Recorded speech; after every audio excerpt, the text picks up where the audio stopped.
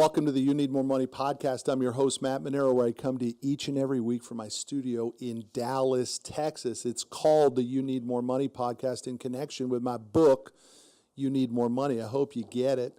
I hope you want more, man. That's why you're listening to this. You want more money. You want more success. You're trying to figure out how the heck do you do it. And one of the things that Billy and I have seen as we start to track the data of the podcast is people are really digging the sales tips. And so one of the things I thought I'd do on today's podcast is give you my interpretation of the mindset of a sales pro. What do the greats that I work with and that I know do each and every day that make them a great salesperson and therefore a top earner? I mean, I have literally had the pleasure of working with some of the best salespeople on the planet here in my office at Commercial Fleet, and I think I'm one of them as well. I'm talking about guys that are top earners in sales. The 1% of the 1%ers, the guys that make big money. And I'm fortunate enough to work with some of them here.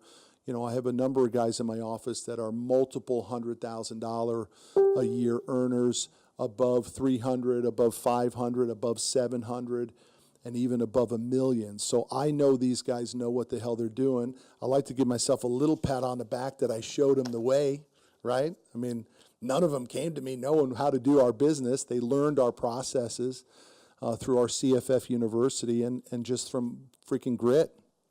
But I want to go through, I want to shed some light on what are the top traits of the mindset of sales pros, the best of the best. And here they are. I'm just going to go down through them. This is the ranking that I put them in. The number one thing that great salespeople do is they know how to hunt. The greats go into the marketplace and find business. They know what pond to fish in. They know where the deals are. They've identified their best customers, the customers that they have the greatest chance of making money with, and they know how to go after them. They are hunters.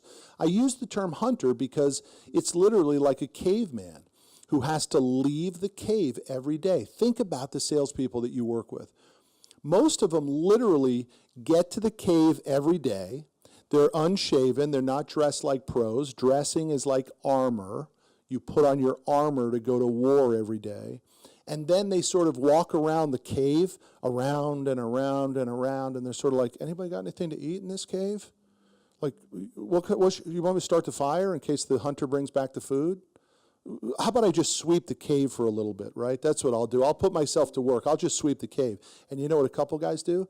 They're like, I don't need the fire, and I don't need you to sweep the cave. You know what we need? We need some meat, man. Give me my spear. I'm going into the marketplace, and I'm going to go kill something. I'm going to drag it back. I'm going to skin it. I'm going to cut it up, and I'm going to share it with as many people as I can find. That's what the hunters do, and only a few of them do it incredibly well. So the greatest salespeople are hunters. They know how to go into the marketplace and find the right deal. If we go back to the caveman, they know the honey hole. They know where the trail is that leads the animals to the water.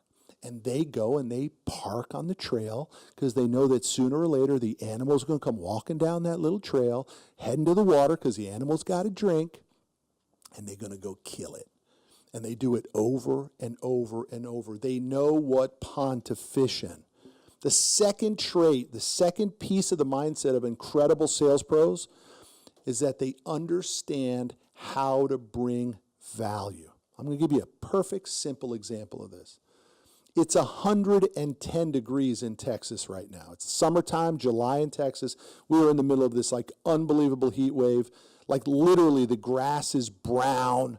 Everything is wilting. The cities are on water rations. You can only water like on odd days or even days, once or twice a week now. The ponds are the lakes are starting to go down. You're beginning to see shoreline that you never saw before. It's hot. And we planted these plants in front of our office, these flowers with a bird bath, bird bath. And it's so doggone hot that literally every 2 days the water in the bird bath is evaporating, and the flowers are not connected to a sprinkler system, so they're dying out. So our receptionist who sits up front, everyone in the office, by the way, walks by these flowers and they're watching them die, until I walked by on Thursday and I was like, anybody going to water these flowers? Anybody? Anybody? We just planted the flowers. Are we going to let the flowers die? So what did I do? I went, I got the bucket, and I started watering the flowers. And guess what? I gave them another 2 days worth of life, because without water, these flowers are going to die. But as a leader, I brought our receptionist in and I said, hey, will you do me a favor? I need you to water these flowers, right? Because I got some banks coming in this week and I want the front of the office to look nice. And I just kind of think it's part of your damn job.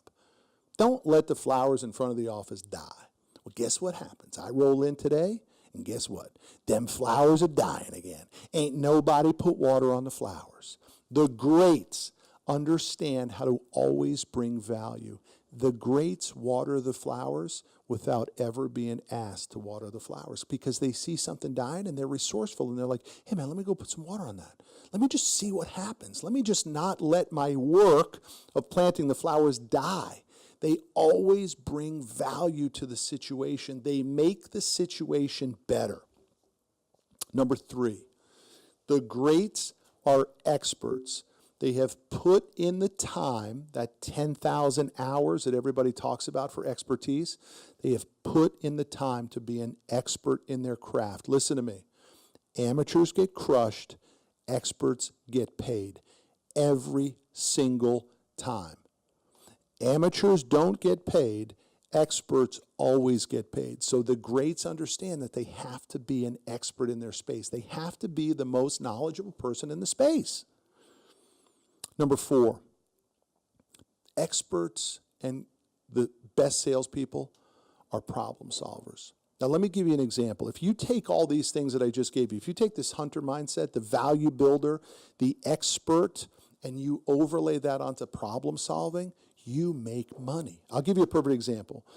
I, many years ago, was called by the largest towing company in Dallas, Fort Worth.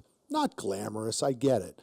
But you're talking a $20 million a year towing company, and at a $20 million a year towing company that's got margins of, let's say, 20%, you're talking a net profit of $4 million split by 2 guys, pretty successful guys.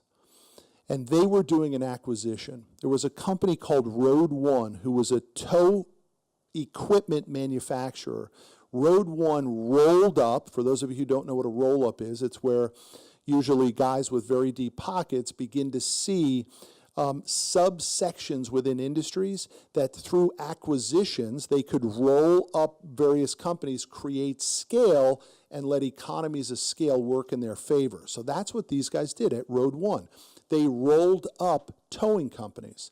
The only problem was that these wizards, these gurus, these brainiacs never figured out that, wait a minute, if I manufacture towing equipment and now I'm buying towing companies, and therefore I'm now a towing company and not a manufacturer, I might alienate other towing companies that are competing against me, and therefore they won't want to buy my equipment. Does everybody follow me on that? Right? These guys didn't figure this out. It seems like pretty simple business to me. Why would you as a manufacturer want to compete with your customers? But that's what these guys did. And they rolled up all these towing companies, and within a very short period of time, within literally less than 2 years, the whole thing unraveled, and all these brainiacs and consultants and smart guys said, wait a minute, this isn't really helping our manufacturing business. We should divest of all these different towing companies. And they began to sell back the towing companies, maybe to the original owners or to other competitors. And my client said, this sounds like money. This smells like money. We're going to go ahead and we're going to take advantage of Road One's screw up, and we're going to start buying our competitors for pennies on the dollar. Sounds good, right? Here's the only problem. Nobody could figure out how to do it. Nobody understood how to take the debt service of all these other towing companies, the loans against the tow trucks, maybe the loans against property, maybe the employee base, and try to put it all together. And my guys at the towing company, it was called Walnut Hill Wrecker, tried. And they screwed it up. And they knew about me as an expert in tow truck financing. So what did they do? They called me and said, can you have a meeting with us? I said, of course. I've been trying to get in with you guys for a long time. You guys asked for a meeting, I'll be right there. Drove to their offices in Plano, Texas, sat down with them in their executive offices, and these guys were kind enough to tell me the truth, not BS me. and tell me the truth that they couldn't figure out how to do this acquisition strategy. They couldn't figure out the numbers on it. They couldn't get the financing. They couldn't get it all dialed in. And so we spent a couple days together, and I laid out the entire program for them of exactly how I would do it. All of this was value add to them. I didn't have the business at this point. And eventually, a couple days later, they said, "You're our guy. Come on in and do it." And I did it. And we bought up tons of towing companies. And we finished all that debt service. We rolled it all up into these nice, beautiful bundles of financing packages, which we did the financing on, and we made tons of money on it. Now, that was just one deal that we made tons of money on it. The reality was, as they continued to grow over the years and replace all that old equipment, who do you think was their finance guy? Me. We did millions of deals together because as a problem solver and an expert, I was able to do something that nobody else was able to do for them. And it made us gobs and gobs of money over the years. You got to figure out how to be a problem solver. And you be a problem solver through the expertise that you've earned because you understood how to bring value and you knew how to hunt. Now, let's keep going. Two more. The greats are planners. They don't wing it, man. They are organized. They plan their week. They know the pond that they're fishing in. They understand exactly what methodology they're going to use to go out into the marketplace and hunt. They sharpen their sword. They plan it out. It's not freewheel. Amateurs freewheel. Experts plan. And the last one is they are servicers after the sale. The greats know how to send a handwritten thank you card. They know when to go see the customer. They have broken bread with the customer. They've taken them to a ball game. They've spent a little bit of money on very high value activities. After the deal is done, the amateur takes the commission today and never thinks about the customer again. The greats understand that they have customer will travel. If they can build a book of business, eventually all they end up doing is just servicing that book of business to get more business. So that's the mindset of a sales pro, and I'm one of them, and I've been fortunate enough to work with lots of them in my company and outside of the company as well. But they are few and far between. The world of sales is mostly filled with amateurs with very few experts. Let me just give you the bullet points one more time. The first, the mindset of a great sales pro. Number one, they're a hunter. Number two, they bring value to every situation. Number three, they are experts in the space. Number four, they become problem solvers. They take the difficult stuff and they make it simple. Number five is they are planners. They organize their careers. And number six, they are servicers after the sale. I hope you guys enjoyed this. I hope I will see you at the Business Growth Summit in Dallas, Texas. I'm part of this organization now. I have bought into the business because I believe in the content so much. It's September 28, 29, and 30th in Dallas, Texas. You can go to bfssummit.com to learn more. I care about you guys. I'll see you down the road.